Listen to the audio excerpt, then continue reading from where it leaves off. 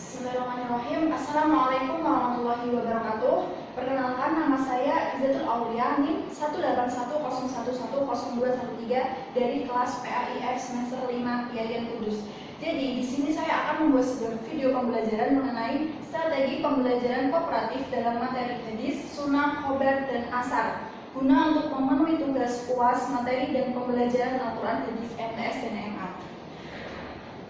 Nah, kita nanti akan membahas tentang pengertian strategi pembelajaran kooperatif terlebih dahulu. Sebelum itu, kita harus mengetahui apa sih pengertian strategi itu. Strategi yaitu rencana atau ide untuk mencapai sebuah tujuan organisasi. Rencana kerja yang memaksimalkan kekuatan dengan mengaitkan secara efektif sasaran dan sumber daya organisasi untuk mencapai suatu sasaran tujuan organisasi. Jadi strategi itu adalah sebuah rencana kerja untuk mencapai sebuah tujuan tertentu. Nah, selanjutnya yaitu pembelajaran kooperatif. Pembelajaran kooperatif yaitu bentuk pembelajaran dengan cara siswa belajar dan bekerja kelompok kecil secara kolaboratif yang anggotanya terdiri dari 4 sampai 6 orang. Jadi di sini pembelajaran kooperatif yaitu sebuah kegiatan belajar kelompok di kelas yang beranggotakan 4 atau sampai 6 orang. Nah, selanjutnya yaitu tujuan pembelajaran kooperatif. Di sini ada 3. Yang pertama yaitu meningkatkan kinerja siswa dalam tugas akademik. Pembelajaran kooperatif unggul dalam membantu siswa untuk memahami konsep-konsep yang sulit. Jadi di sini nanti tujuan pembelajaran kooperatif kita berdiskusi bareng untuk sama-sama belajar untuk memahami konsep-konsep yang sulit dipahami. Dan yang kedua yaitu siswa dilatih untuk menerima perbedaan dari anggota kelompok karena di dalam kelompok terdiri dari siswa yang heterogen. Nah, sebisa mungkin ketika kita dalam berkelompok, kita harus saling menerima jawab, timbal balik, kita harus sama-sama menerima pendapat dari orang lain ya, karena setiap orang itu mesti mempunyai perbedaan pendapat. Nah, selanjutnya yaitu manfaat pembelajaran kooperatif. Di sini ada 5. Yang pertama, meningkatkan pencurahan waktu pada tugas. Yang kedua, penerimaan terhadap perbedaan individu. Yang ketiga, sikap apatis berkurang. Yang keempat, hasil belajar yang tinggi. Dan yang kelima yaitu meningkatkan kebaikan budi, kepekaan, dan toleransi.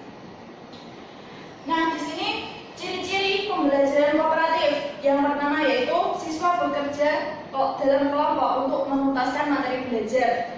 Yang kedua yaitu kelompok dibentuk dari siswa yang memiliki keterampilan tinggi, sedang, dan rendah atau heterogen. Nah, maka dari itu di dalam kelompok itu mesti kan ada beberapa anak ya.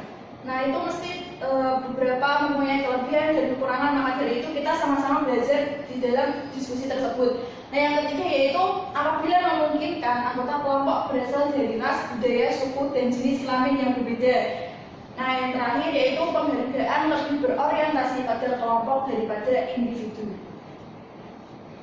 Nah, di sini ada kelebihan dan kekurangan. Yang pertama yaitu kelebihan pembelajaran kooperatif. Yang pertama yaitu meningkatkan kepekaan dan kesetiakawanan sosial. Yang kedua, memungkinkan terbentuk dan berkembangnya nilai-nilai sosial dan komitmen. Jadi di sini kita dilatih mendapatkan nilai sosial, toleransi, kebersamaan. Yang ketiga yaitu meningkatkan rasa saling percaya kepada sesama. Yang keempat, memungkinkan para siswa saling belajar mengenai sikap, keterampilan, informasi, dan perilaku sosial.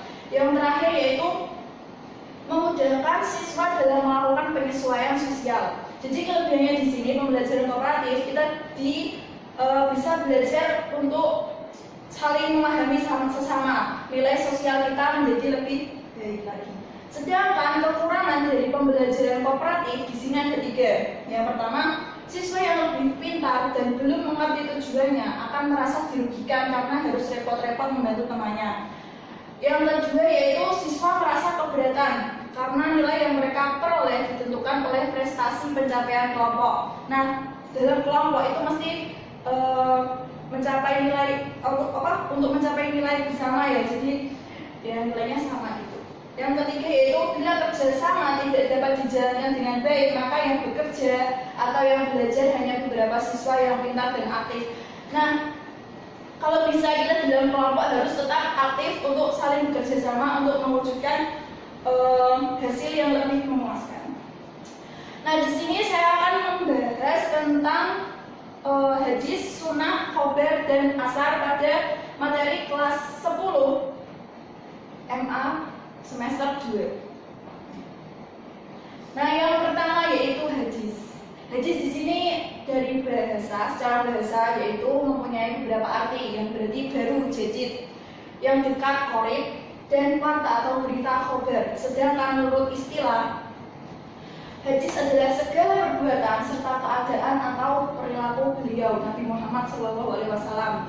Dan sedangkan sunnah, pengertian sunnah menurut bahasa, kata sunnah berasal dari sana ya sunnu, sunnatan yang berarti cara, jalan yang ditempuh dan tradisi. Sedangkan menurut istilah adalah segala sesuatu yang bersumber dari Nabi Muhammad, baik berupa perkataan, perbuatan, ketetapan, takrir maupun perjalanan hidupnya dari sebelum menjadi nabi sampai sesudah menjadi nabi.